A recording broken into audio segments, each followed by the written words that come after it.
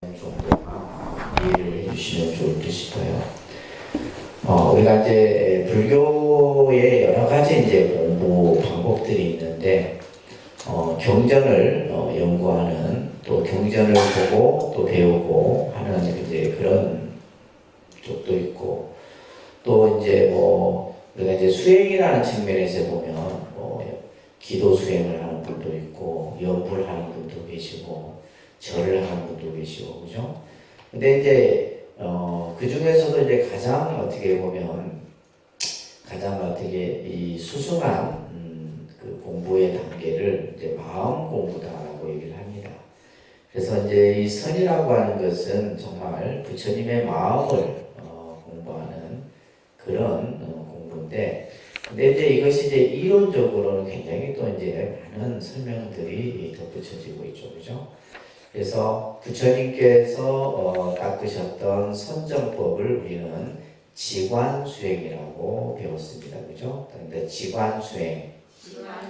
네, 그래서 부처님께서 닦으셨던 선정법이 지관수행이다라는 정도, 여러분들 52쪽에 좀 기억을 꼭 해주셔야 됩니다.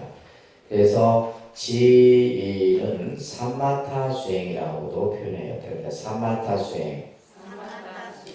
그 다음에 관은 윗바사나 수행 이렇게 이제 하는데, 이 지관 수행이 이제 점차 중국에 와서 이제 선 수행법으로 자리를 잡게 된다. 그러면 그 당시에 이제 여러 가지 선정법들이 있었다고 했어요, 그죠? 그래서 여러분들이 꼭 기억해야 될 것이 오정심관의 그 이제 관법 수행입니다. 59쪽에 보면 오정심관.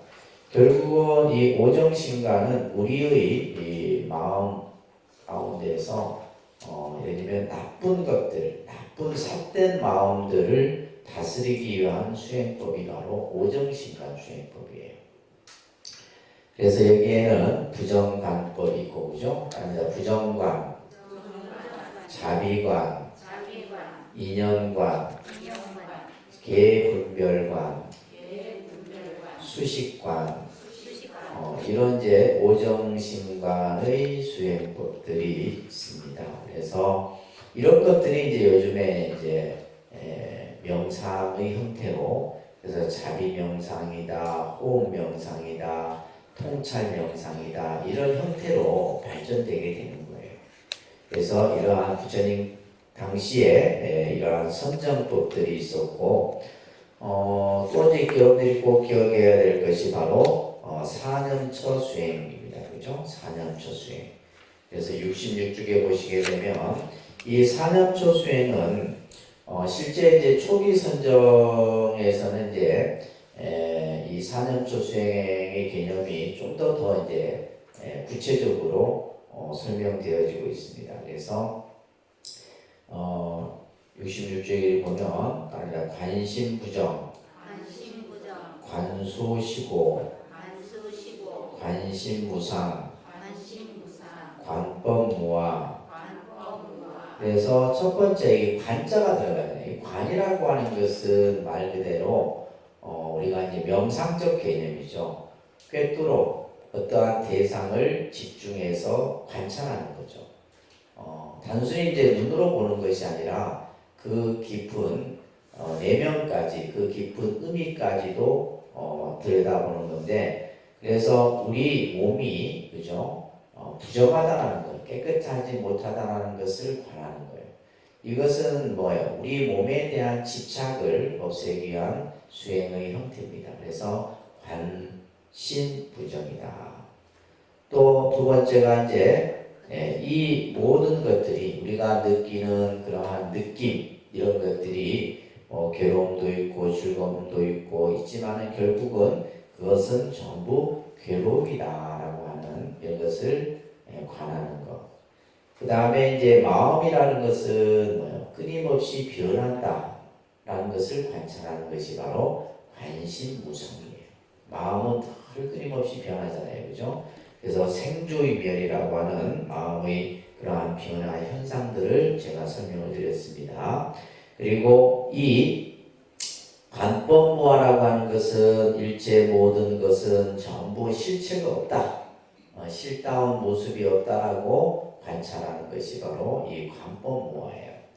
그래서 이제 초기의 4년초 수행에서는 심수, 심법이만을 얘기했었는데 이제 이 조금 더 이 지금 불타선사 승주의 4년초법은 그것을 좀 더 이제 체계적으로 논리적으로 설명하고 있다는 것. 자, 그러면서 이제 이러한 선이 인도의 선법이 이제 중국으로 넘어오게 됩니다. 바로 이제 중국의 선을 정했던 인물이 바로 달마예요. 달마, 그죠? 달마. 이 달마라는 인물은 우리가 이제 많은 연구가 되어져 있고요.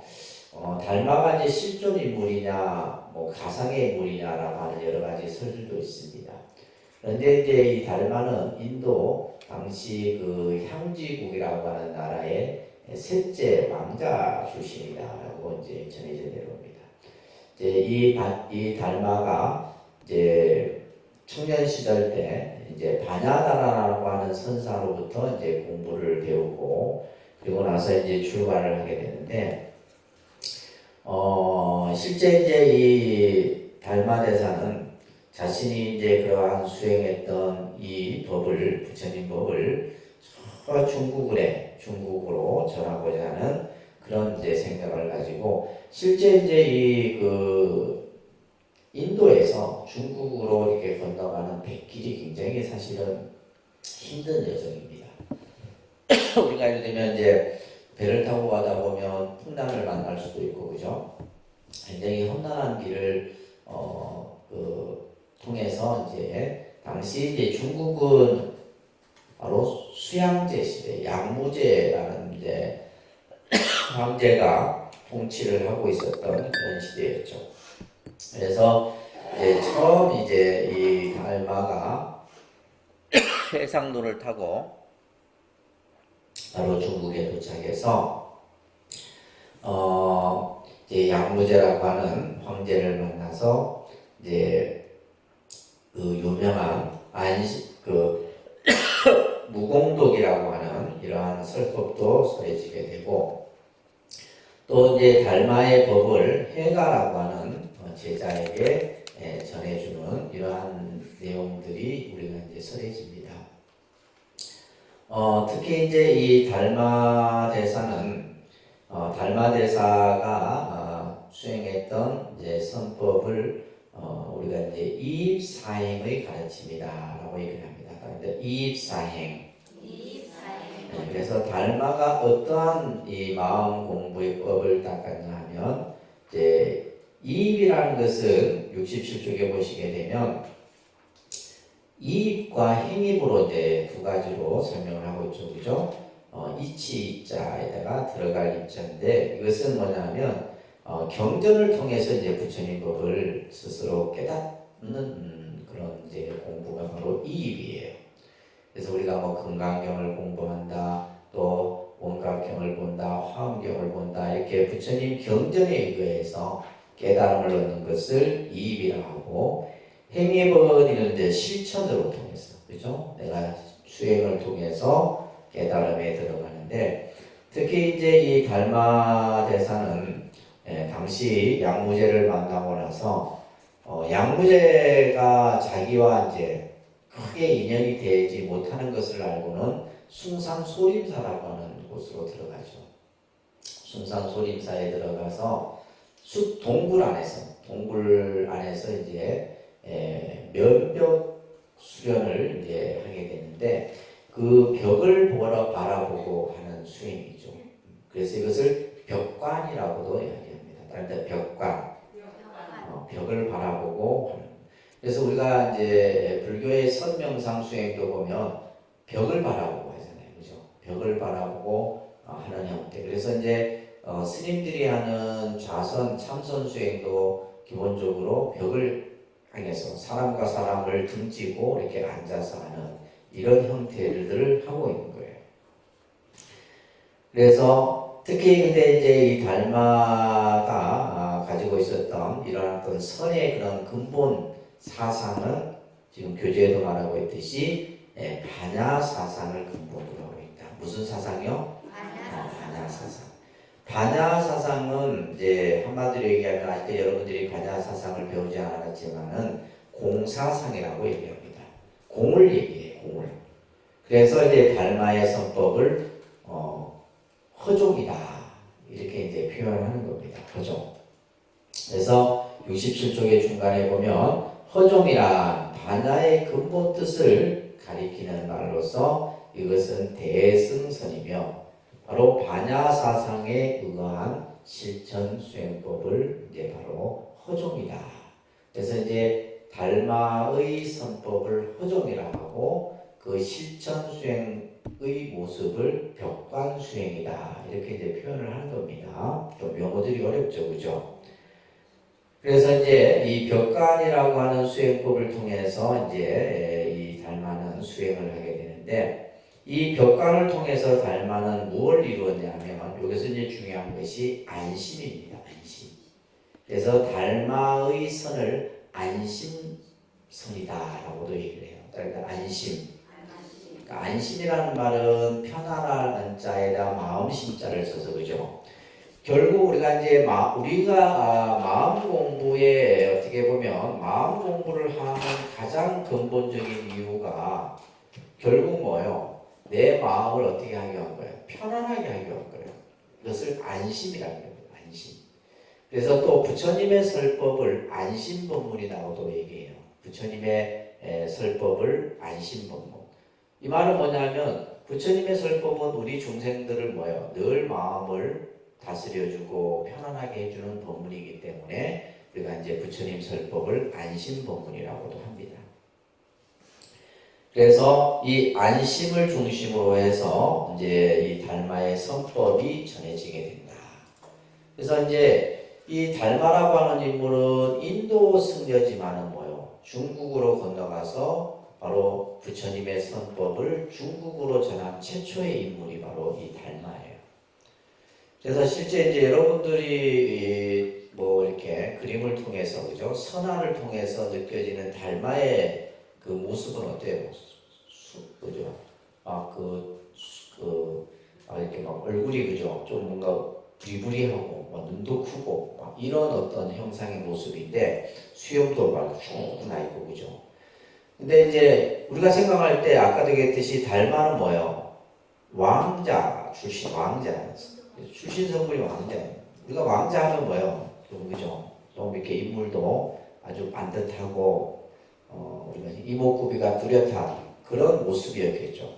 근데 왜 그러면 지금 우리가 이렇게 달마의 모습이 지금 이런 모습으로 변했을까라고 하는 이제 몇 가지 설들이 있는데, 달마가 어느 날 이제 이렇게 행각을 이렇게 이곳저곳을 다니면서 이제 공부를 하던 중에 어느 마을에 이르렀대요. 마을에 이르렀는데 그 마을에 보니까 사람이 인기척이 하나도 없는 거예요.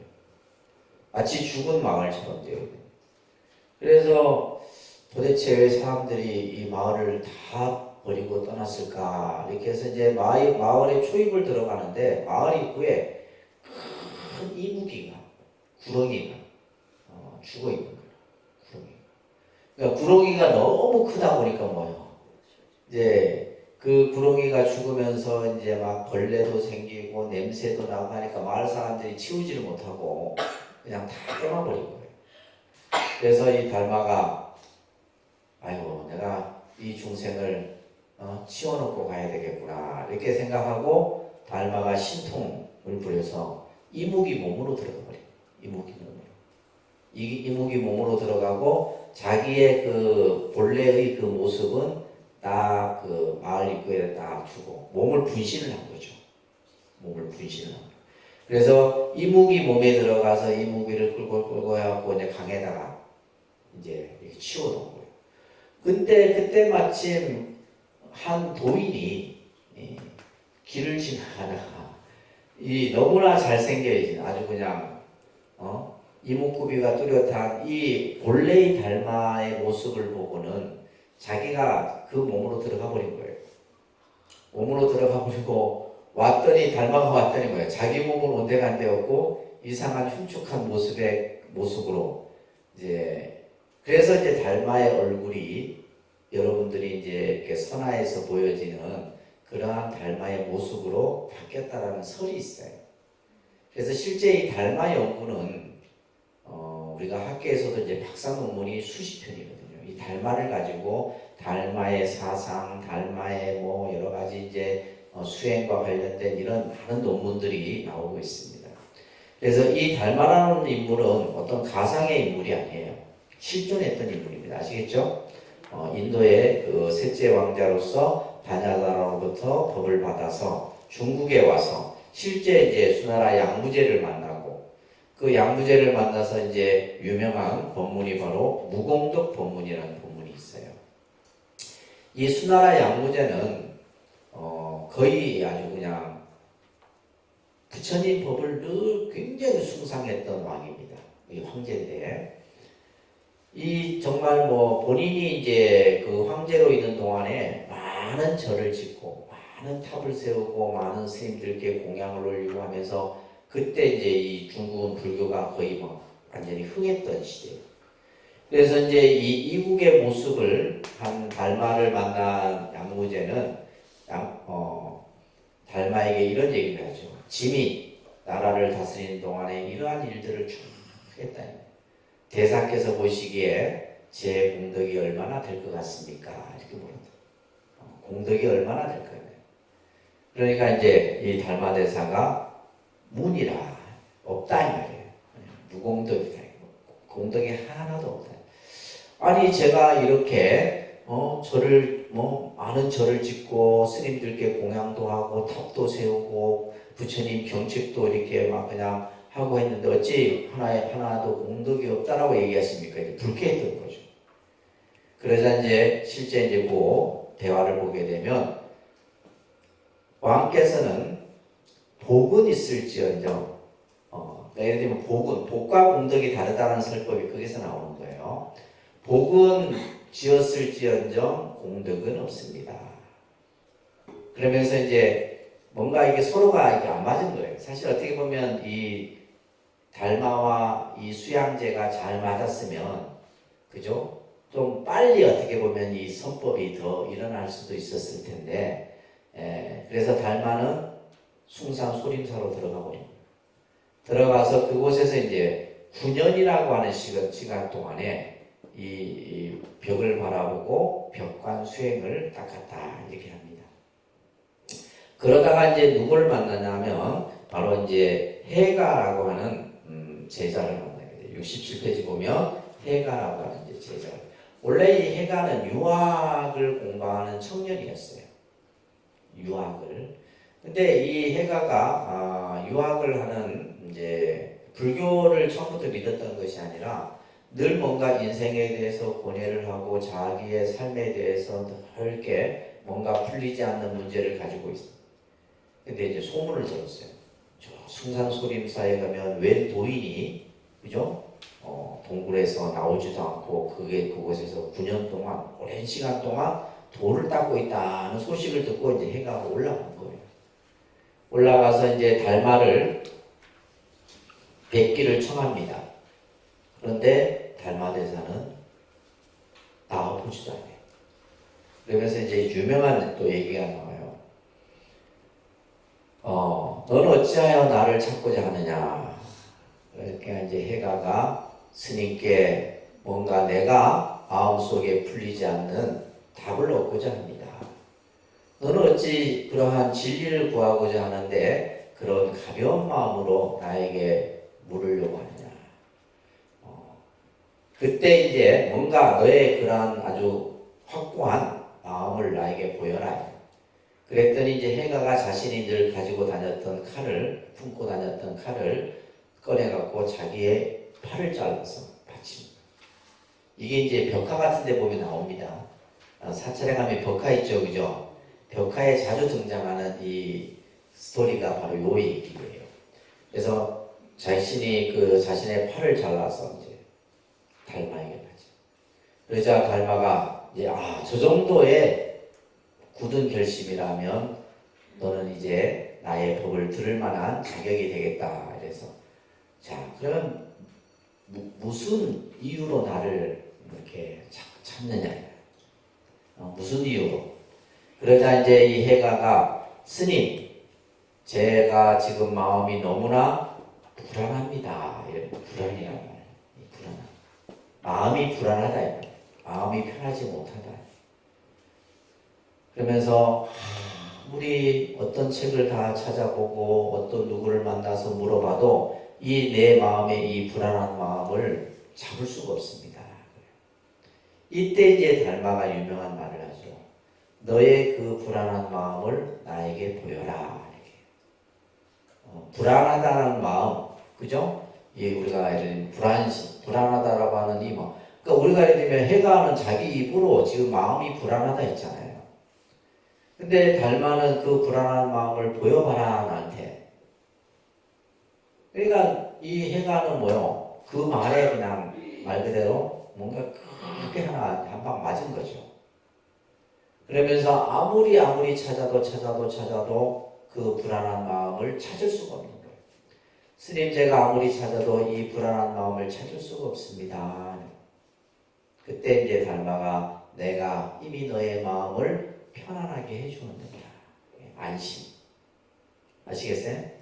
그러니까 우리가 이제 선이라고 하는 것은 결국 우리들의 불안하고 괴롭고 힘들고 이런 마음들을 뭐 하도록 하는 거? 편안하게 하는 것이 바로 선이다. 이렇게 이해하셔야 돼요. 아시겠죠? 나중에 뭐 이제 선이 뭐 마음을 깨닫고 마음을 찾고 이것은 그 후대 한참 뒤에 가서 또 설명돼야지. 그래서 초창기는 뭐냐면 마음을 편안히 하는 거. 우리가 이 안심이라는 것이 결국 뭐냐면 우리의 정신적으로 뭐 한 거예요? 행복한 거죠. 마음이 편안한 것만큼 행복한 게 없다. 요즘 우리 이제 현대인들이 보면 명상을 하려고 하고 뭔가 뭐 어떤 마음과 관련된 여러 가지 정신수행법들을 하려고 하는 이유가 결국 뭐예요? 마음이 뭐하기 때문이에요? 불안하기 때문이에요. 여기서 불안이라고 하는 것은 이 안에는 뭐가 있냐면 괴롭고 힘들고 지치고 이런 것들이 다 포함된 겁니다. 그래서 이제 이 바로 제가 금방 설해드렸던 달마와 해가의 이 법문을 유명한 안심문답이다라고 하는 거예요. 이거 꼭 기억하세요. 그래서 우리가 선이라고 하는 것이 결국 우리 마음을 편안하게 하는 공부예요. 근데 우리 마음은 어떨 때는 편안하지만은 어떤 상황이 생기게 되면 마음은 뭐예요? 요동치거든요. 그죠? 그것을 이제 우리가 공부의 어떤 입장에서 보면 경계가 나타난다 이렇게 표현해요. 뭐가 나타난다? 네, 경계가 나타나요. 경계가 나타났을 때 내 마음은 뭐예요? 요동치는 겁니다. 막 기분이 나빴다, 좋았다, 싫었다, 막 미웠다, 막 그냥 종잡을 수 없는. 그러면 이 마음이 이제 이러한 어떤 경계. 그러니까 평상시는 그렇죠. 우리 그래 누가 내 안 건들면 나는 가만히 있어야 해. 다른 사람이 나를 안 건들면 그죠 아무 일이 없잖아. 근데 중요한 것은 그런 상황들이 안 생기느냐 이 말이에요. 수도 없이 생기잖아요. 그죠? 수도 없이 생겨요. 나를 가만히 놔두지를 않아. 뭐가? 이 세상이 나를 가만히 놔두지 않는다. 그러다 보니까 이제 결국 우리가 수행을 한다라고 하는 것은 평상시는 그 수행의 가치를 모릅니다. 근데 이러한 어떠한 경계가 나타났을 때 그 마음의 움직임이 다르게 느껴지는 거예요. 그래서 이 달마의 안심문답에 의해서 이제 이 달마의 가르침들이 이제 설해집니다. 그래서 이제 이 달마와 관련된 가르침의 그 책들도 많습니다. 이입사행론이라든지 달마론이라든지 이제 이러한 저서들을 기본으로 해서 몇 가지 좀 정리를 해보면 앞에서도 이제 이입사행이라고 했어요. 그죠? 달마의 수행은 뭐다? 이입사행이다. 요거 기억하세요. 아시겠죠? 달마의 마음 수행은 바로 이입사행을 얘기를 하는 거예요. 그래서 이입은 뭐냐면 바로 부처님의 경전을 통해서 내가 마음의 진리를 깨닫는 거예요. 그래서 이입은 안심이며, 따라합니다. 이입은 안심이며, 안심이란 벽관이다. 자, 우리가 벽관이라고 하는 것은 뭐냐 하면 말 그대로 벽이에요, 벽. 근데 이 벽은 뭐냐 하면 어떤 벽이냐 하면 일체 번뇌가 들어올 수 없는 벽이에요. 일체 망상과 번뇌가 들어올 수 없는, 그죠? 그 벽 안으로 들어갈 수 없는 거예요. 그래서 내가 그 벽을, 이 벽을 통해서, 그죠? 그것을 통해서 내 마음의 일체 번뇌와 망상이 일어나지 않도록 생각을 집중하는 거죠. 그죠? 그래서 마음이 장벽과 같이 이런 말이 있어요. 그러니까 마음이 장벽과 같이 우리 마음이 마치 뭐와 같이 벽과 같이. 그죠?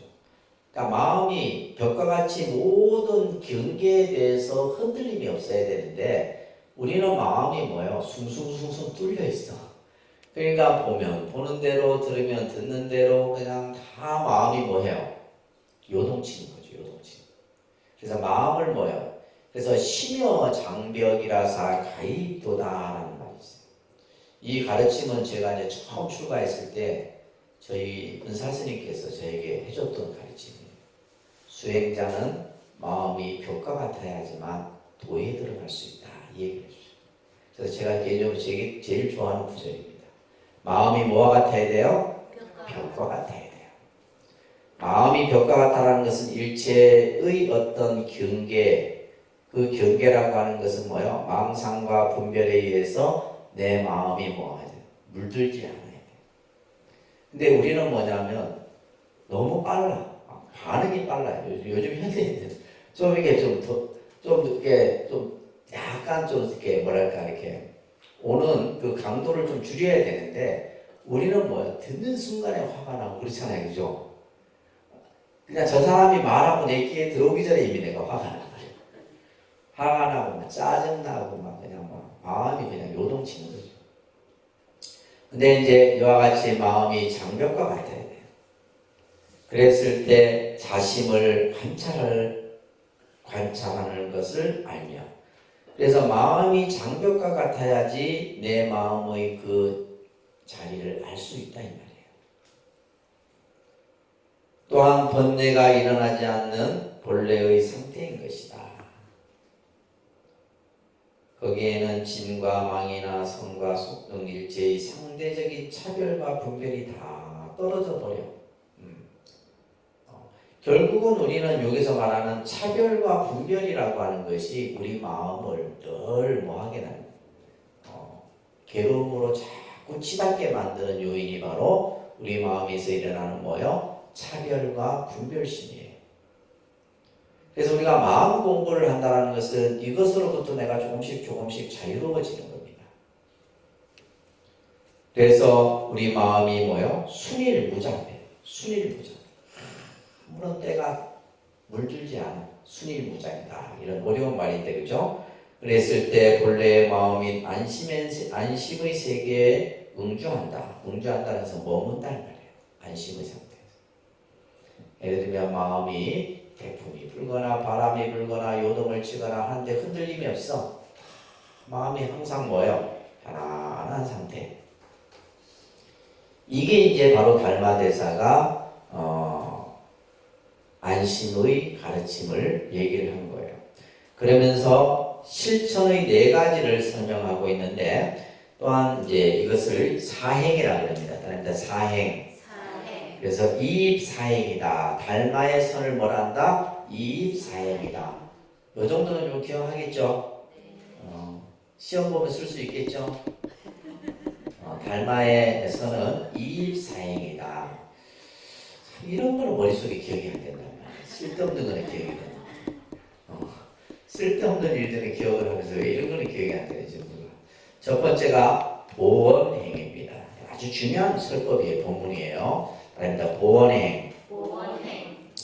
이 보원행이라는 것은 어떤 의미냐 하면 이것은 빚을 갚는 행으로서 증오하고 미워하는 마음을 갖지 말라는 거예요. 우리가 이제 세상을 살면서 증오하고 미워하고 뭐 원수를 갚으려고 하고 예를 들면 눈에는 눈 뭐 그냥 이런 어떤 생각을 갖지 말라는 거예요. 그래서 예를 들면 내가 어떠한 괴로움을 당했을 때 이 괴로움이라는 것은 결국 뭐요? 내가 스스로 만든 결과물이라는 것을 받아들이는 거예요. 남을 원망하거나 남을 미워하거나 남의 탓으로 돌리지 말라는 거예요. 아시겠어요? 네. 이것이 이제 달마대사께서 말씀한 보온이에요. 모든 것을 다 내가 감내하라는 거예요. 그래서 괴로움을 만나도 그 괴로움에 대해서 근심하지 말라. 아시겠어요? 네. 이래 되면 이제 돈 다 닦은 거지 뭐 사실. 내가 괴로움을 만나도 그 괴로움에 근심하지 않는 거예요. 왜 그런가? 괴로움의 근본을 통달했기 때문이다. 그래서 이제 제가 항상 하는 말이 괴로움을 괴로움인 줄 알면 우리는 괴로움으로부터 벗어날 수가 있다. 근데 우리는 이 괴로움의 그런 어떤 결과나 원인을 뭐요? 그죠? 다른 암으로부터 그것을 자꾸 만들다 보니까 상대를 미워하게 되고, 그죠? 원망하게 되고, 증오하게 되고, 하게 되는 거예요. 그러지 말라. 아시겠죠? 그러면 그럴수록 우리는 뭐 괴로움에 더 빠집니다. 괴로움이 없어지는 것이 아니라 괴로움이 더 증폭돼. 왜냐하면 우리는 이미 이제 이러한 결과가 일어난 상태에서 만들어지기 때문이에요. 그죠? 그렇잖아요. 내가 예를 들면 누군가를 미워하고 증오하는 것은 뭐예요? 어떤 상황이 이미 벌어지고 나서 내가 내 마음이 그런 상황이 만들어졌단 말이에요. 그렇기 때문에 이미 만들어진 걸 가지고 왜 자꾸 증오하고 미워하고 그냥 남의 탓을 하고 하느냐. 그러면 그럴수록 뭐다? 자기 괴로움은 점점점 더 그 괴로움의 수렁에 빠지게 되는 것이다.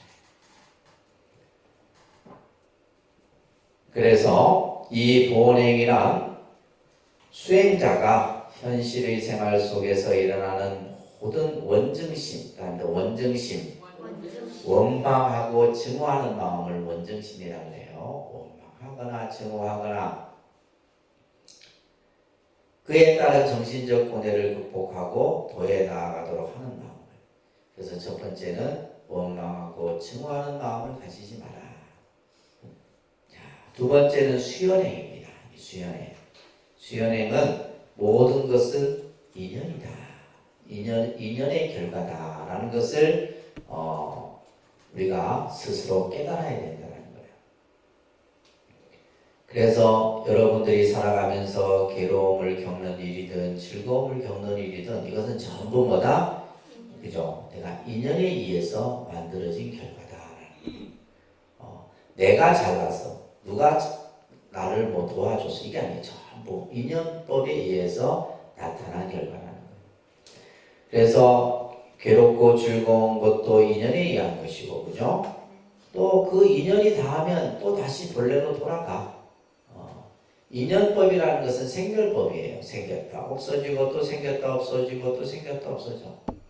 괴로움이 있다가도 괴로움은 또 오는 순간 없어졌다가 또 다시 행복이 왔다가 행복도 또 어느 순간 없어져. 또 다시 또 괴로움이 오고. 그러니까 우리가 예를 들면 괴롭고 즐거움이 계속 반복되는 거예요. 우리 중생의 삶은. 그런 것들이 전부 뭐다? 인연에 의해서 나타난 것이다. 그래서 따라합니다. 인연에 순응하며 제법이 본래 공한 실상을 99조 맨 아래 제법이 본래 공한 실상을 체득하는 것이다. 그래서 인연에 순응하는 법을 우리는 알아야 돼요. 아시겠죠? 우리가 부처님 법은 인연에 순응하는 법이에요. 불법을 쉽게 표현하면 인연에 순응하는 법. 그래서 이것을 달마대사는 수연행이다 얘기했어요. 이게 진짜 좋은 가르침이에요. 세 번째는 무소구행이에요. 이것도 아주 훌륭한 엄청난 설법입니다. 달마대사가 세 번째 실천행을 무소구행이다. 그러니까 무소구행. 구함이 없어야 된다. 그래서 달마대사는 구함이 있으면 괴롭다 그랬어요. 구함이 있으면 뭐하다? 괴롭다. 그러니까 여러분들이 왜 괴롭냐? 왜 괴로워요? 왜 괴롭냐 했을 때 구하는 게 있으니까 괴로운 거예요. 구함이 없으면 괴로울 일이 없습니다. 근데 우리 중생은 뭐예요? 끊임없이 뭐가 일어나요? 욕망과 욕구가 일어나는 거예요. 더 가져야 되고 더 내가 그죠? 부자가 돼야 되고 더 높은 자리에 올라가야 되고 그죠? 더 넓은 아파트에 가야 되고 다 구하는 마음이에요. 실제 가만히 생각해 보면 진짜 이 구하는 마음이 있기 때문에 괴로움인 거예요. 그렇잖아요. 제가 이 독림선을 안 쳤으면 괴로울 일이 없어요. 독림선은 지워서 내가 괴로움이 생기는 거예요. 이건 누가 하는 거? 누굴 탓해요? 탓할 일도 없어. 그래서 맨날 이제 주위에서 하는 말, 스님이 좋아서 힘드니까 이건 누굴 탓할 것도 없다는 거예요. 근데 이제 결과의 입장에서 봤을 때는 이제 그죠? 뭔가 우리는 자꾸 뭔가를 구하거든. 그래서 세상 사람들이 미혹해서 어리석어서 이 말이에요. 탐착하고 명리를 구하지만은 그죠? 결국 이러한 구함이 있으면 괴롭고 따라합니다. 구함이 있으면 괴롭고 구함이 없으면 즐거운 것이다. 그래서 무소부행이에요. 그죠? 이것도 이제 우리가 부처님 공부를 하면서 그러면 뭐 세상을 어찌 살아야 됩니까? 또 이런 질문이 나오겠지, 그죠? 근데 이제 예를 들면 구하되, 그죠? 구하되 이제 반야의 공의 입장에서 보면 구하되 구하는 마음이 없어야 돼. 그것에 집착하면 안 되는 거죠. 구하되 구하는. 내가 가지되 가진 바가 없어. 이게 무소유예요. 무슨 말인지 이해되세요? 네. 안 돼요? 근데 여러분들은 내가 소유한 것을 우리는 뭐라 그래? 내 거라 생각하잖아요. 내 게 아닙니다. 내 게 아니에요. 우리는 결국 이 소유욕이 뭐냐면 결국 여기 이 소유욕이 여기서 말하는 뭐요? 구하고자 하는 거죠. 그죠? 뭔가 내가 소유한다는 것은 뭔가 끊임없이 내 것으로 만들고자 하는 거예요. 근데 이제 이 소유욕이나 구하고자 하는 마음이 있으면 중생의 마음은 근본적으로 괴로움에서 벗어날 수가 없어요. 괴로움에서 벗어날 수가 없습니다. 근데 여러분들이 이런 마음을 가지고 있으면서 내가 괴롭지 않기를 바라는 것은 그거는 뭐예요? 어불성설. 말도 안 되는 얘기. 그래서 우리가 이제 아까 얘기했듯이 내가 소유하되 뭐예요? 그 소유함에 집착하지 않으면 돼. 그러면 괴로움이 좀 줄어들어요. 내가 구하되 그 구함에 대해서 집착하지 않으면 돼. 예를 들면 내가 독림선언을 내가 만들었지만 독림선언에 내 이름으로 된 건 빚밖에 없어. 아무것도 없어요. 내 거 하나도 없어요.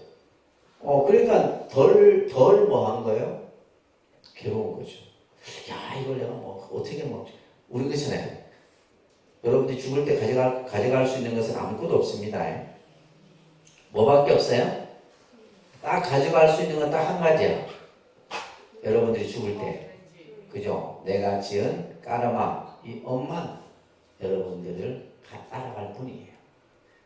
뭐 돈이든 명예든 뭐 집이든 뭐 아무것도 없어요.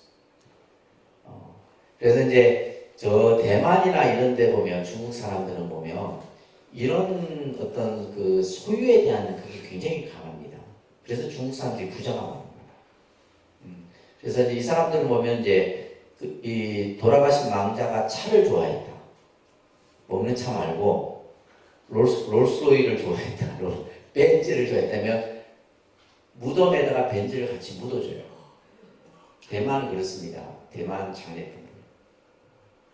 그래서 대만 같은 경우는 그래서 무덤이 커요. 그 안에 차도 있고 집도 있고 냉장고도 있고 다 있어. 그리고 이제 대만 장례 같은 경우 보면 우리하고 굉장히 달라요. 막 앞에서 막 춤추는 댄스들이 막 근데 춤추고 이러면서 이제 장례에 운구가 가는 거예요. 그래서 이 사람들은 평생 모았던 돈을 장례 때 다 써버려요. 왜? 가져갈 수 있는 거 아니니까. 그 대신 뭐예요? 그 이제 뭐 차가 됐든 뭐가 됐든 간에 무슨 뭐 폐물이 됐든 간에 전부 그 돌아가신 묘에다가 다 같이 그냥 해버리죠. 자, 아무튼 구함이 있으면 괴롭습니다. 아시겠죠? 네. 근데 그렇다고 이제 우리가 예를 들면 욕심도 우리가 욕심이라는 말을 하는데 이 욕심도 뭐냐면 선한 욕심이 있고 나쁜 욕심이 있어요. 선한 욕심이 있고 나쁜 욕심. 그러니까 나쁜 욕심은 뭐냐면 나를 병들게 하겠죠. 선한 욕심은 뭐요? 다른 사람을 이롭게 하는 욕심은 선한 욕심이에요. 그래서 욕심을 뭐 내지 마라 이게 아니라 항상 뭐냐면 그 마음이 어떤 방향으로 가느냐 이게 중요한 거죠. 그래서 무소구행입니다. 그 다음에 칭법행이라 해서 이 칭법행은 뭐냐면 부처님의 가르침을 항상 실천하고 따르는 겁니다. 부처님의 가르침을 늘 실천하고 따르는 법을 늘 뭐 하는 거예요. 칭이라는 것은 일컫는다 이런 말이에요. 부처님께서 말씀하신 연기와 공을 항상 우리가 가슴에 새기면서 또 육바라밀 정신이나 이런 부처님의 그러한 법을 늘 따르는 것을 얘기한 것이다. 그래서 이 이제 입사행이라고 하는 이러한 가르침들이 있습니다. 그리고 이제 실제 이 중국의 달마로부터 선법이 전해진 이후에 불교의 많은 이제 부처님의 경전 속에 보게 되면 이제 이 선과 관련된 경전들이 굉장히 많아요. 그것을 이제 선경이라고 합니다. 무슨 경? 선경. 네, 선경이라고 해요. 그래서 가장 대표적인 것이 바로 뭐냐면 금강경이에요. 금강경이 이제 우리가 이제 조계종의 소위 경전이기도 하지만은 우리가 이제 조계종은 바로 어떤 종파냐 하면 선종입니다. 무슨 종? 선종. 조계종이 가지고 있는 그 종파의 색깔은 선종이에요. 근데 사실 우리는 이제 조계종에 보면 조선시대 이후부터 이제 뭐냐면 우리가 이제 우리나라에 불교가 전해져서 여러 종파들이 있습니다. 뭐 화엄종도 있고 법상종도 있고 율종도 있고 막 쭉 내려와요. 선종도 내려오고 그러다가 이제 조선시대 때 이것이 또 이제 둘로 전체를 이제 선교로 나눠졌다가 막 이렇게 하면서 이제 계속 변화를 거둬요.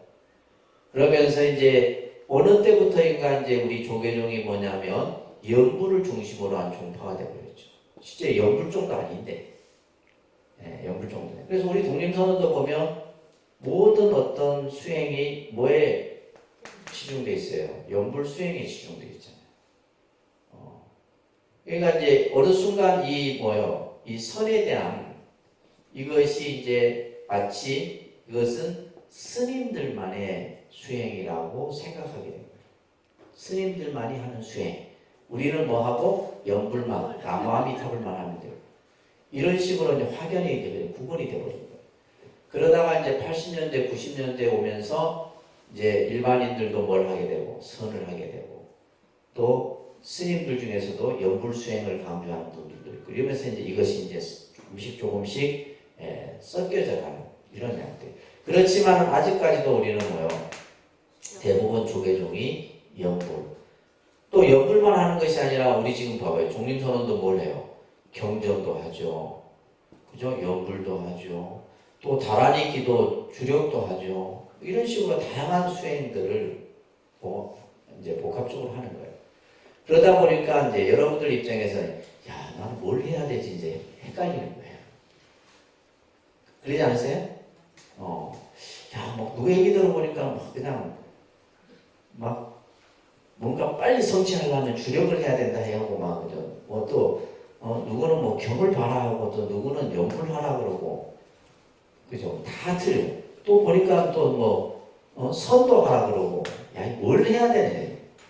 근데 자기에게 맞는 것을 찾으셔야 돼요. 다 할 수는 없습니다. 아시겠어요? 중요한 건 다 할 수 없어요.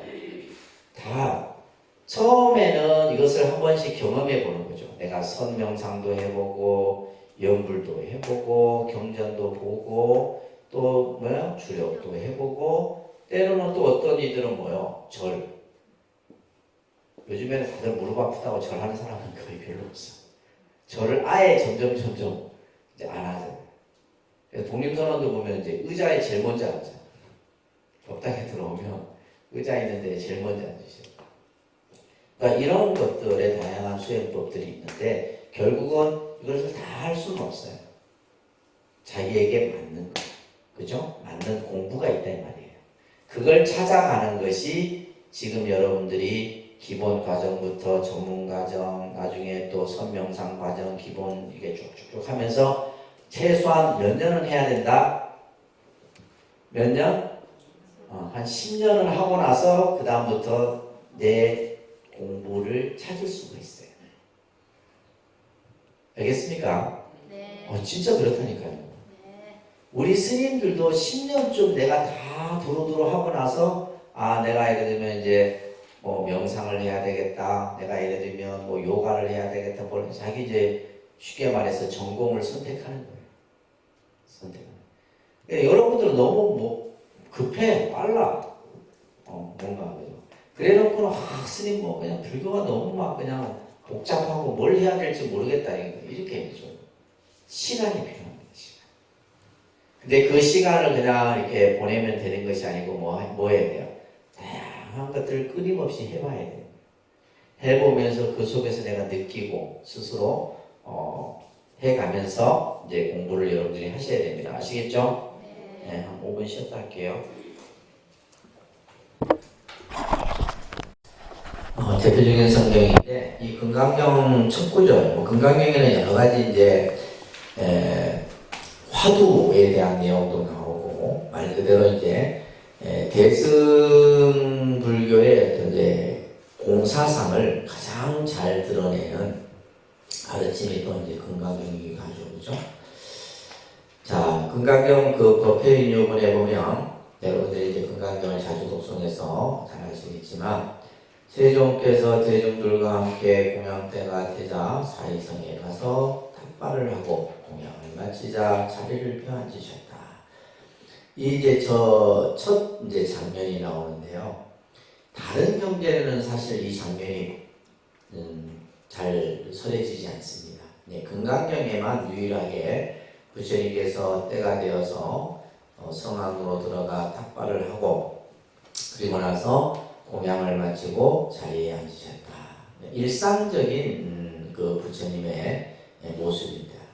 근데 이 일상적인 모습 속에 뭐가 있다라는 거예요? 선이 이 안에 담겨 있다 이런 얘기예요.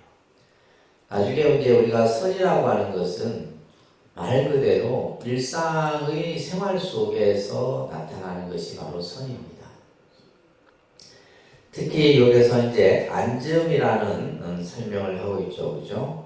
그러니까 단순히 앉아 있다는 어떤 행위만을 나타내는 것이 아니라 바로 이제 이 앉음이라고 하는 표현을 통해서 부처님께서 이제 깨달음의 모습을 우리들에게 보여주신 것이에요. 그러면서 이제 금강경 첫 구절에 보면 응운하주 따라합니다. 응운하주 운하항복기심. 이 두 가지의 그 질문이 나와요. 어떻게 마음을 머무를 것이며, 어떻게 마음을 내가 어떠한 마음을 가질 것이며, 어떻게 마음을 가지고, 어떻게 마음을 다스리고 이 두 가지입니다. 어떠한 마음을 가지느냐, 또 어떻게 마음을 다스리느냐. 항복이라는 것은 마음을 이렇게 조복한다, 다스린다 이런 뜻이거든요. 그래서 이제 이 수보리의 질문이 바로 어떻게 마음을 머무르고 또한 어떻게 마음을 다스리냐. 결국 이제 앞에서 얘기했듯이 이제 마음인 거죠, 그죠? 마음. 그러자 부처님께서의 대답은 안욕따라 삼명삼보리심을 일으키는 것이다. 발 안욕따라 삼명삼보리심이다. 라고 하는 이러한 설법들이 나중에 이제 여러분들 기회가 되면 금강경 강의도 꼭 들으셔야 되겠죠, 그죠? 네. 그래서 이 금강경 속에는 이 내용뿐만이 아니라 또 이제 가면 이제 과거 신불가득, 현재 신불가득, 미래 신불가득이라고 하는 과거의 마음도 얻을 수 없고 현재의 마음도 얻을 수 없고 미래의 마음도 얻을 수 없다면 어느 마음에 그죠? 점을 지을 수 있는가? 이런 이제 덕산 성감선사의 예를 들면서 마음과 관련된 이러한 가르침들이 서해집니다. 또 우리가 유마경이라는 경도 이제 유마경도 이제 이 유마경이 가지고 있는 사상이 불의사상입니다. 그러니까 불의사상. 아까 금강경은 공사상이에요, 그죠? 금강경이 나타내는 사상은 공사상이고 이 유마경은 불의사상인데 우리가 이제 지난번에 유마경도 강의를 했었어요. 이런 강의들을 여러분들이 이제 자꾸 여러 번 들으셔야 됩니다. 그래서 이 73쪽에 보시게 되면 문수보살이 묻습니다. 보살의 위대한 연민이란 무엇입니까? 대비심이란 무엇입니까? 보살이 가지고 있는 위대한 그 대비심이라는 것이 도대체 무엇입니까? 유마거사가 답을 하죠. 온갖 성근을 짓고 중생과 함께하는 것입니다. 여기서 성근을 짓는다는 말은 뭐냐면 좋은 인연 공덕을 짓는다 이 말이에요. 보살이 가지는 대비심이란 중생을 향해서 늘 좋은 인연 공덕을 짓는 거예요. 그러니까 우리가 세상을 살아가는데 여러분들이 좀 더 세상을 내가 복되고 또 뭔가 내 삶을 유익되게 살아갈 수 있는 것은 좋은 인연 공덕을 많이 짓는 겁니다. 아시겠습니까? 그래서 좋은 인연 공덕을 짓고 또 그러면서 뭐 중생과 함께하는 거예요. 중생과 함께하는 거예요. 나 혼자 예를 들면 뭐 해탈을 얻고 나 혼자 깨달음을 얻고 이것이 아니라 늘 중생과 더불어 함께하는 거예요. 그러니까 이제 유마경 같은 경에 보게 되면 이제 문수보살이 병문안을 가서 이제 유마거사가 이제 병이 들어서 이제 누워 있는데 아무도 병문안을 안 가는 거예요. 부처님의 제자들도.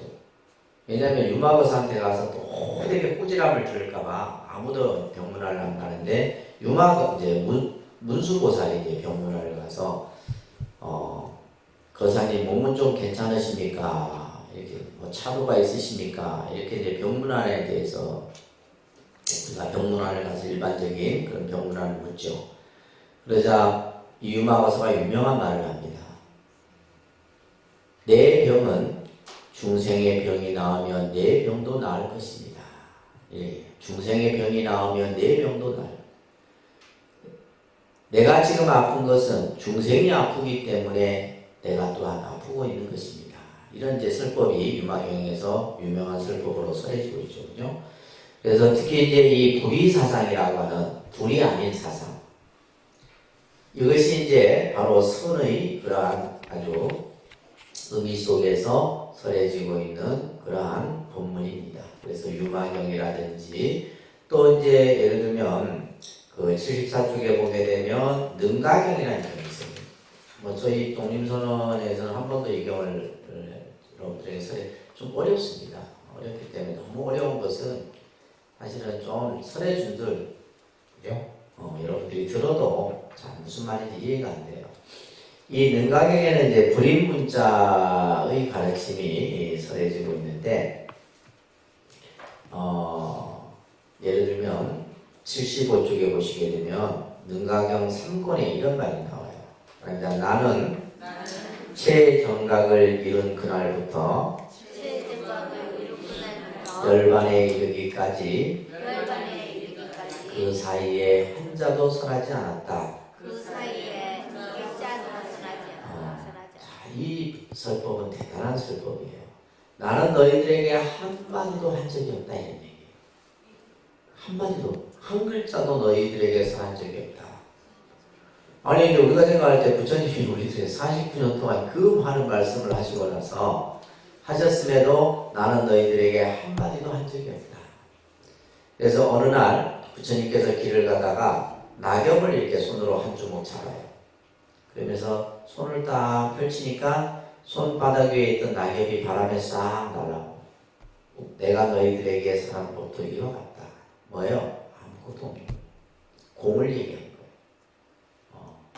그래서 이 일자불설이라고 하는 가르침은 결국 이 선에서는 이 부처님의 말씀을 전부 뭐냐면 응병결합과 대기설법의 가르침으로서 설명하고 있는 거예요. 그래서 중생의 병에 따라서 약을 치료해주고 중생의 근기에 따라서 그죠? 법을 설하는 이러한 설법들이 이 능가경 속에서 설해지고 있습니다. 그러면서 능가경에는 75쪽에 보면 진실은 문자를 여인 것이며 진실은 스스로 깨닫는 것이며 진리는 성지로 자각하여야만 얻을 수 있는 것이지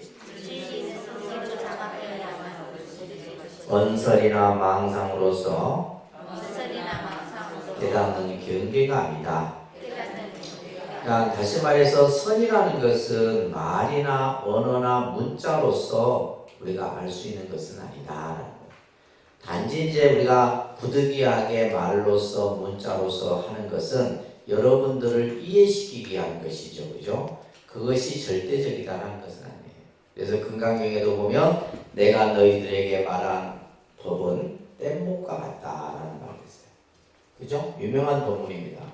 뗏목이라는 것은 강을 건너고 나면 뭐예요? 필요 없는 거죠. 버려야 되는 것이란 말이에요. 그래서 문자나 언어 또한 마찬가지다. 근데 우리는 보면 언어와 문자에 집착해. 뭐 맞다, 틀리다, 옳다, 그르다 이런 데 집착하는데 그게 있는 것이 아니에요. 내가 부처님 법을 바로 이해하고 나면 언어나 문자는 필요 없는 것이에요. 이런 설법들이 능가경에서 설해지고 있고 그 다음에 76쪽에 보면 대승기신론. 이 대승기신론도 이제 저희가 예전에 좀 제가 자주 설해드렸었는데 이 대승기신론 같은 경우도 이제 원효 스님의 우리가 이제 그 저본을 보고 있는데 이 대승기신론 같은 경우도 이제 우리 마음을 두 가지로 나누어서 설명하고 있는 가르침이 바로 이 대승기신론이에요. 그래서 이제 대승기신론이나 금강경이나 또 유마경이나 또 아까 그죠? 능가경이나 이런 경전들이 이제 주로 뭐예요? 선경이라. 그래서 이제 우리가 경전 속에 이러한 부처님의 마음, 그것을 신법이라고 합니다. 그런데 신법, 일신법. 그래서 선을 신법이라고도 하고 일신법이라고도 한다. 뿐만이 아니라 이제 법화경의 제법실상이나 화엄경에서 말하는 여러 가지의 그러한 어떤 화엄 삼매 이런 것들, 해인 삼매, 그죠? 이런 여러 가지의 경전 속에서도 선과 관련된 내용들이 많이 언급이 되고 있어요. 자, 지금 제가 말하는 걸 조금 잘 정리를 좀 해주시면요. 자, 이제 서가모니 부처님으로부터 선은 시작이 됩니다. 선은 누구로부터 시작된다? 서가모니 부처님으로부터 시작이 돼요. 서가모니 부처님으로부터 이 선 명상 수행은 시작이 됩니다. 그래서 내가 앞에서 봤듯이 서가모니 부처님께서 지관 수행, 그죠? 오정신관이나 사년초 수행이나 이런 제 수행법들이 부처님이 직접 하시고 그것을 체득하시고 또 그것을 깨달으시고 하셨던 거예요. 그러면서 이 법을 가섭에게 전합니다. 가섭. 부처님의 법을 이은 다음 분이 바로 가섭이라는 제자예요. 그리고 가섭에게 전한 법이 아난에게 전해지고 쭉쭉쭉쭉쭉쭉 전해져서 바냐다라라고 하는 이제 이 분에게까지 부처님의 법이 전해져요. 이 바냐다라는 누구에게 법을 전해요? 그렇죠. 달마. 누구에게 전한다? 달마에게 전해지게 돼요. 그러니까 이 달마는 서가모니 부처님으로부터는 몇 번째냐면 28번째예요. 28조라고 합니다. 그런데 28조. 서가모니 부처님으로부터 법이 쭉 전해진 것은 28번째에 해당해요. 그러면 바냐다라는 27번째가 되겠죠. 그죠? 이렇게 이제 달마는 28번째가 되는데, 이 달마대사는 이제 아까 얘기했듯이 중국에 처음으로 선법을 전했기 때문에 중국의 선법에서 보게 되면 달마는 초조가 되는 거예요. 제1조가 되는 겁니다. 그러니까 달마가 중요한 인물이에요. 그죠? 서가모니 부처님으로부터는 28번째고 중국의 법을 전한 것으로는 첫 번째다. 그리고 이 달마의 법을 누구에게 전하냐면 해가, 그 다음에 승찬, 그 다음에 도신, 홍인, 그 다음에 해능, 이렇게 이어집니다. 그런데 해능. 자, 요걸 잘 여러분들이 외우셔야 돼요. 달마, 해가, 승찬, 도신, 홍인, 해능. 그러면 해능은 이제 우리가 보통 6조라고 그러죠. 그죠? 이제 6조 해능. 이렇게 이제 표현합니다. 6조 해능. 6번째 조사예요. 그러면 서가모니 부처님으로부터 이 6조 해능까지는 몇 번째가 되냐 하면 33번째 섭삼조사가 돼요. 33번째에 해당됩니다. 33번째. 그래서 서가모니 부처님으로부터 이 마음의 법이 전해져서 달마로부터 또 6조 해능에까지는 이제 33번째 조사가 되고 중국으로부터는 6번째 조사가 돼요. 아시겠죠? 이걸 뭐라 하냐면 이제 법계라고 합니다. 법계. 네. 이것을 법계도라고 그래요. 법계도. 그러니까 부처님의 법이 쭉 전해져서 있죠. 그래서 예를 들면 서가모니 부처님으로부터 몇 대의 법을 이은 제자다, 이런 식으로 표현이 됩니다. 자, 지금 이제 이 해가와 승찬, 도신, 여기까지는 아직까지는 뭐냐면 스님들이 집단 수행이 이루어지지 않았어요. 그러니까 이분들 도신 스님 때까지는 뭐냐면 동굴이나 숲속에서 혼자 수행해요. 요즘 말로 하면 토굴 수행이죠. 그죠? 토굴에서 깊은 산중이나 혹은 동굴 속에서 혼자 수행을 합니다. 근데 법을 이제 잘게 전해준 거예요. 전해주다가 이 이제 도신 스님과 홍인 스님에 이르러서 이 이제 두 분을 우리는 뭐라 하냐면 동상법문이라고 합니다. 그러니까 동상법문이라는데 요때에 이제 요때 뭐가 이루어지냐면 집단 수행이 이루어져요. 집단 수행이 이루어집니다. 그래서 이제 뭐 500명, 1000명 이렇게 스님들이 한 곳에 모여서 이제 수행을 하게 돼요. 이게 이제 변화의 과정입니다. 변화의 과정인데, 자, 보면 이제 우리가 혼자서 수행할 때는 의식주가 크게 필요치 않죠. 그죠? 자기 혼자 이렇게 이제 뭐 탁발을 하거나 또 뭐 이게 누구로부터 그냥 쉽게 그것을 수용할 수 있었단 말이에요. 그런데 지금 이렇게 이제 집단 수행이 되게 되면 제일 문제가 뭐냐면 의식주 문제예요. 한 산중에 500명, 1000명의 스님들이 사는데 아침, 점심, 저녁 세 끼를 다 해결하려고 생각해요. 어려운 거예요. 그래서 이때부터는 이제 뭐냐면 이러한 집단 수행을 통해서 이제 이러한 많은 스님들이 모여 살다 보니까 뭐가 필요했던 거예요? 스스로 지켜야 될 규율이 필요한 건데 그것이 바로 뭐냐면 청규라는 거예요. 청규가 만들어지게 되고 또 뭐가 만들어지냐면 노동이 이제 하게 돼요. 이것을 우리는 이제 절에서 하는 노동을 울력이라는 말을 씁니다. 그죠? 뭘 한다? 울력. 자, 여러분들하고 울력합시다 하면 뭐예요? 내가 몸으로 하는 이런 행위를 울력이라고 해요.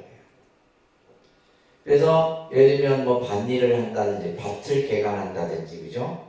또 예를 들면 여러 가지 뭐 농사를 짓는다든지 뭐 채소를 심는다든지 이런 일들을 하게 되는 거예요. 왜냐하면 많은 스님들이 이것을 해결하기에는 시주만 가지고는 한계가 있는 거예요. 그러다 보니까 이러한 어떤 이제 집단 수행을 하게 되고, 그래서 이제 이 해능 스님이 이제 홍인 스님에 들어갔을 때는 많은 스님들이 수행을 하고 있었던 이제 사찰에 들어가죠. 그래서 이제 육조 해능 스님이 제일 먼저 뭘 했냐면 방앗간 이 소임을 받았어. 그러니까 스님들은 이제 이때부터는 뭐냐면 청규나 노동, 그 다음에 이제 이 청규가 제정됨으로써 뭐냐면 스님들은 다 각자 뭘 맡게 되냐면 소임이 있어요. 소임. 공양주. 저희가 이제 출가했을 때도 이제 스님들은 무조건 하나의 소임을 합니다. 이제 밥을 하는 사람을 뭐라 그래요? 공양주라고 해요. 그리고 나무를 하는 소임이 있어요. 나무를 하는 소임을 채공이라고 해요. 채공. 그래서 이제 통도사 저희가 있을 때는 이제 채공 보살이라서 이제 보살님들이 이제 나무를 국을 끓이는 소임이 따로 있어요. 갱두라고. 그 다음에 이제 화장실 우리가 해우소 그죠? 해우소 청소하는 이들을 정두라고 해요. 정두. 이런 소임들이 다 있습니다. 그 다음에 이제 각 이제 방마다 청소하는 이들을 부전이라고 해요. 부전. 이런 소임들이 다 있어요. 소임 명칭들이 있어요.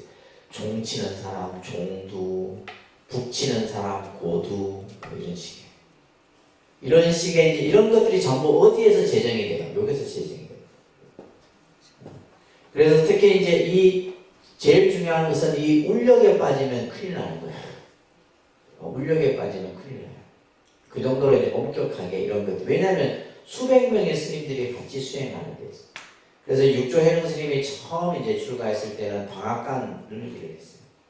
근데 이 방앗간이라고 하는 이 글자를 보고 학자들이 이런 연구들이 그렇게 해서 이루어진 겁니다.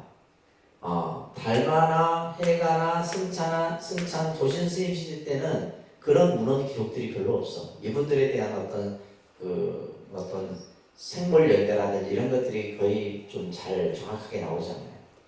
어떻게 수행했고, 이런 어떤 그 공부를 하고 이런 것들이.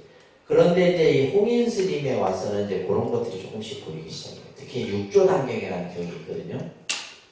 육조단경. 우리가 이제 이 선을 공부하는 분들이 반드시 이제 공부해야 될 것이 육조단경인데, 그 육조단경에 보면 이제 육조해명이 방앗간 일을 8개월을 했다 이런 기록이 나와요. 그러니까 방앗간이라는 것은 결국 뭐야? 많은 사람들이 그죠? 생활하고 있었다는 것을 알 수 있는 문헌 기록이에요. 그걸 가지고 이제 집단 수행이 이루어졌다라는 것을 알 수 있는. 자, 우리가 이제 그 다음에 달마에 이어서 눈여겨봐야 될 분이 누구다? 육조 해능입니다. 이 해능 선사가 실제 우리 한국의 선을 또 이렇게 그죠? 한국의 많은 스님들이 이 육조 해능선을 이제 배워서 당시 신라로 돌아오죠. 그래서 우리가 이제 예를 들면 도의국사 같은 경우가 이제 대표적인 인물이고, 그래서 이제 이런 내용들을 조금 이제 살펴보면 이 육조 해능 스님은 나이가 들어서 출가를 합니다. 나이가 좀 늦게 출가를 해요. 근데 이제 출가를 하게 되는 이제 그 동기가 육조단경으로 보면 이렇게 설해집니다. 이 육조 해능 스님은 나무꾼이었어요. 출신이 나무꾼. 나무를 이제 해서 그 여각에다가 갖다 주고 싹을 받아서 홀어머니를 모시면서 생활을 하고 있다가 어느 날 그 여각에 온 손님 중에 한 사람이 금강경을 읽었더래요. 금강경을 저녁에 쭉 읽는데 처음 듣는 얘기인데 뭔가 확 끌리더라고요. 그래서 지금 당신께서 읽고 계신 책의 내용이 무엇입니까? 또 그것을 배우려고 하면 어떻게 하면 됩니까? 이렇게 물으니까 이제 이분이 그죠? 홍인 스님을 찾아가라 이렇게 일러주더라고요.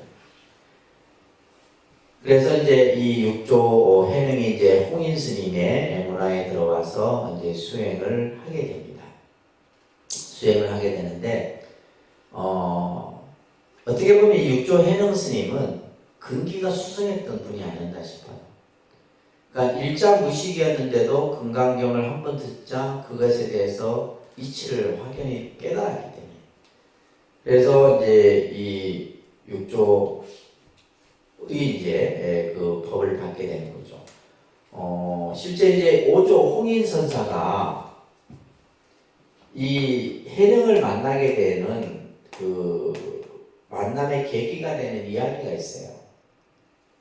어느 날 홍인 스님이 많은 제자들을 불러놓고 지금까지 너희들이 공부했던 것을 한번 나에게 보여봐라 이런 거예요. 이때는 홍인 스님 제자 중에 누가 있었냐면 신수라는 제자가 있어요. 그런데 신수. 이 신수라는 제자는 장군 출신입니다. 아주 기본이 장대하고 모든 이제 사람들이 이 신수 스님을 따르고 있었어요. 그래서 홍인 스님의 법을 신수가 받을 것으로 생각했어요. 받을 것으로 생각했는데, 그래서 이제 이 신수 스님이 홍인 스님께 홍인 이제 선사가 너희들이 공부한 내용을 나에게 써와라 해서 이제 벽화에다 쓴 게 바로 지금 교재에 나오는 이 내용이에요. 말합니다. 신시보리수, 심여명경대, 시시금불시, 물사약진에. 그죠? 어렵다, 그죠? 이거는 오늘 난자 찾아도 하루 종일 걸리겠다. 조금 내용만 잠깐 들어보시면 우리 몸은 보리수요. 우리 몸은 뭐다? 보리수. 우리 마음은 뭐다? 명경대다. 맑은 거울이다. 몸은 보리수에 비유를 하고 마음은 뭐에? 맑은 거울에 비유를 합니다. 시시금불식이다. 때때로 털고 닦아야 된다. 그렇죠. 우리가 거울에 때가 끼지 않도록 늘 닦아야지만 거울의 사물과 형상을 볼 수가 있는 것이지, 거울에 때를 닦지 아니하면 어떻게 해요? 거울에 때가 묻을 거 아니에요.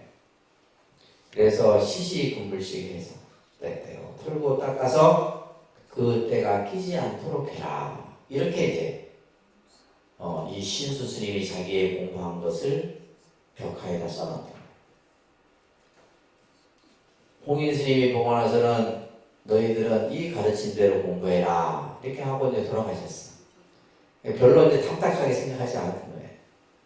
근데 이제 또 절에 이제 스님들이 이제 계속 이 신시보리수요 심여명경다 이 말을 자꾸 이제 읊고 다니는 것을 이 육조 해능이 듣고서는 나도 벽화에다가 글을 하나 써도 되겠다. 그래서 이제 그 행자를 하나 데리고 가서 자기는 글을 쓸 줄 모르는데 이제 글을 써달라고 부탁을 해요. 그 글이 바로 밑에 나오는 글이에요. 느낌이 다릅니다. 밑에는 뭐냐면 보리본무수요. 보리란 본래 나무가 아니요. 앞에는 몸은 보리수요 이렇게 했잖아요. 그죠? 근데 육조 해능 스님은 보리란 본래 나무가 아니요. 명경격 비대라 밝은 거울 또한 대가 아니다. 이건 뭘 얘기한 거예요? 실체가 없는 것이다. 공을 얘기한 거예요. 본래 무일물이니 말이에요. 삼구가 중요한 말이에요. 본래 물. 신수 스님은 때때로 털고 닦아라. 부지런히 공부해라 이렇게 했다. 근데 육조 해능 스님은 본래 한 물건도 없다 이 말이에요. 아무것도 없는 것이다. 그런데 어디에 때가 낄 것이 있느냐 이렇게 얘기한 거예요. 이 차이점을 아시겠습니까? 네. 하산해야 되는데 이걸 알면. 그래서 이 신수스님의 공부는 뭐냐면 그냥 말 그대로 누구나 들으면 알아 쉬운 거예요. 그러니까 때가 끼지 않도록 늘 부지런히 수행해라 이 가르침이었고, 육조해능 스님은 뭐예요? 수행할 것도 본래 없다 이 말이에요. 닦을 것도 본래 없다. 이 얘기를 한 거예요. 그러니까 예를 들면 아까 달마의 사상을 공사상이라 했잖아요. 공. 이미 육조해능은 공을 배워보지도 않았지만 벌써 공을 체득한 거예요. 그래서 본래 무일물이라는 말이 아주 유명한 말이에요. 본래 한 물건도 없는 것이다. 아무것도 없는 것이다. 아무것도 없는데 털고 닦을 것이 뭐 있겠느냐. 때가 낄 때가 어디 있느냐. 그래서 공인 스님이 제자들을 불러놓고 육조해능의 이 신계라고 해요. 마음의 개송이라는데 이걸 보면서 이건 치워버려라 하는 거예요. 치워버려라. 그러면서 들고 있던 석장을 가지고 딱 3번을 친 거예요. 삼경, 야밤에 나에게 와라. 이렇게 신호를 보여요. 왜 그랬을까요? 만약에 홍인 스님이 육조 노행자 니의 이것이 신수보다 혼란했을 때는 해능은 죽었어요. 해능을 보호하기 위해서 그 자리에서 해능의 그 가르침을 가치 없다라고 딱 해버린 거예요. 그리고 개별적으로 딱 오라 한 거예요. 밤에 찾아갔더니 이 홍인 스님께서 금강경을 쭉 설해주는데 그 금강경 가운데 응무소주 위생기심이라는 구절에서 육조 스님이 딱 깨달아요. 법을 깨달아버린 거예요. 그러면서 홍인 스님이 자신이 가지고 있던 가사와 바로, 이게 부처님 가사와 바로입니다. 이것을 육조 해능에게 딱 전해주죠. 그리고 지금 야밤에 떠나라 하는 거예요. 사람들이 보이지 않는 곳으로 떠나라. 그리고 10년 동안은 나타나지 말아라. 그래서 이제 육조 이 해능 스님은 이제 밤에 나룻배를 타고 떠나버립니다. 그런 이제 설명들이 이게 설해지는 거예요. 그래서 나중에 이제 육조 해능의 문화에 이제 또 많은 제자들이 모입니다. 자, 이러한 육조 스님의 선사사는 바로 뭐냐면 도노견성 사상이에요. 그러니까 도노견성, 반야바라밀, 그죠? 반야바라밀과 도노견성설을 중심 사상으로 하고 있습니다. 그러면서 이제 육조 해능은 조계라는 지역에서 40여 년간 교화를 펼치는데, 이 조계라는 지명이 지금의 우리 조계종의 조계의 한자어예요. 아시겠습니까? 그래서 조계종은 육조 해능의 선을 근본 가르침으로 삼고 있는 거예요. 그러면 그 육조 해능에서는 누구로부터 시작돼요? 달마로부터. 달마에서는 누구로부터? 서가모니 부처님으로부터 이어지는 이 선의 가르침을 그대로 계승하고 있는 겁니다. 그래서 그 밑에 보면 77쪽에 말합니다. 응무소주, 이생비심. 이게 이제 홍인 스님으로부터 금강경을 듣다가 금강경에 나오는 구절이에요. 여기에서 이제 막연히 대오를 깨닫는 거죠. 응무소주 이생비심이란 말은 머문 바 없이 마음을 내라. 집착함이 없이 마음을 내라는 거예요. 집착함이 없이 마음을 서라는 거예요. 근데 우리는 뭐예요? 아까도 얘기했듯이 결국 이 선이라는 것은 마음에 대한 얘기를 했잖아요. 그죠? 근데 우리가 보면 항상 어떤 것에 대해서 집착을 해요. 상을 가지게 되고 집착을 하게 되는데, 그래서 이 육조 해능 스님은 그 밑에 보시게 되면 육조 스님의 수행의 실천을 세 가지로 얘기합니다. 일단 무념, 무주, 무상, 그 삼무사상이라고 해요. 나중에 이런 것들은 이제 육조단경을 배워야지만 좀 더 깊이 이해를 할 수 있습니다.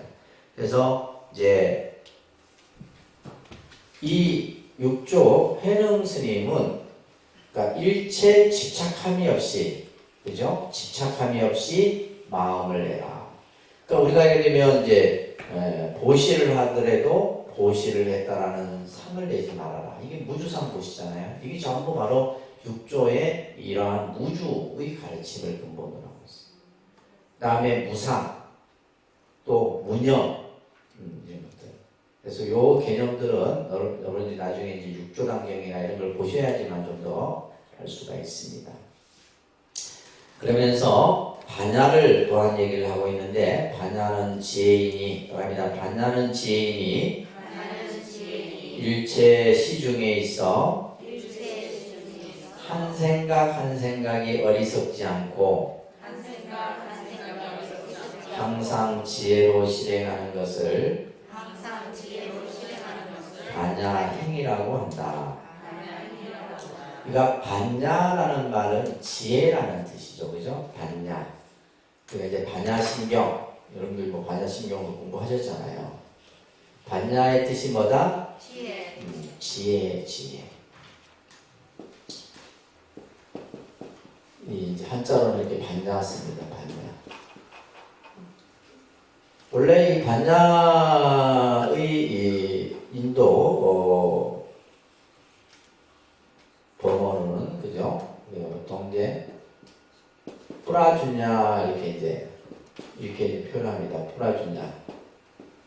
그 반야. 그러니까 반야라는 이 글자는 우리가 이제 뜻으로 해석할 수가 없어요, 그죠? 이것을 뜻으로 얘기하면 지혜다 이렇게 이제 얘기하는 거예요, 그죠? 지혜. 그러면 이 지혜는 뭐냐? 여기서 말하는 이 말이 중요한 말이에요. 한 생각, 일체시중이라는 말은 우리가 시시때때로 이 말이에요. 순간순간 살아가면서 이 말이에요. 한 생각 어리석지 않는 것. 이게 중요한 거예요. 우리 중생이 뭐가 문제냐면 문득 일으키는 한 생각이 어리석은 생각으로 인해서 괴로움이 일어나고 또 그죠? 번뇌가 일어나는 거예요. 그래서 한 생각 어리석지 않고 항상 지혜로서, 이 지혜는 뭐냐면 무분별이라고 합니다. 무분별. 다시 말해서 분별하지 않는, 그죠? 이것을 반야의 행위라고 얘기한다. 분별이라는 것은 우리가 예를 들면 이거다, 저거다, 싫다, 좋다라고 계속 어떤 자기의 주관적과 객관적인 것을 나누어서 생각하는 이것을 하지 않는 것이 바로 지혜예요. 그러면서 이 육조 해명선사는 마음의 성품을 봐라, 마음의 자성을 봐라, 이것을 견성이라는 말을 표현합니다. 견성. 마음의 그 본성을 보라는 이러한 가르침들이 육조 해명의 가르침 속에서 서해지고 있습니다. 자, 이런 얘기들을 여러분들이 정리하시면서 오늘 여기까지만 할게요. 나중에 이제 육조단경 같은 거 한번 보셔야 됩니다. 자, 따라합니다. 달마, 해가, 승찬, 도신, 홍인, 육조, 해명. 그래서 이제 중국에서는 달마로부터 육조, 해명까지 이렇게 이어진다. 그래서 우리 지금 조계종은 바로 육조의 그러한 선의 사상을 중심으로 해서, 그래서 이제 조계종의 소위 경전이 금강경이 되는 거고, 그죠? 조계종이라는 조계라는 말 또한 육조 해능 스님께서 40여 년간 머물렀던 지명이 조계예요. 그래서 조계라는 말을 그대로 우리가 사용하고 있고, 이런 것들을 이제 여러분들이 이제 선의 역사는 서가모니 부처님으로부터 시작되기 때문에 굉장히 오랜 시간 발전되고 변화된다는 것을 여러분들이 아시면서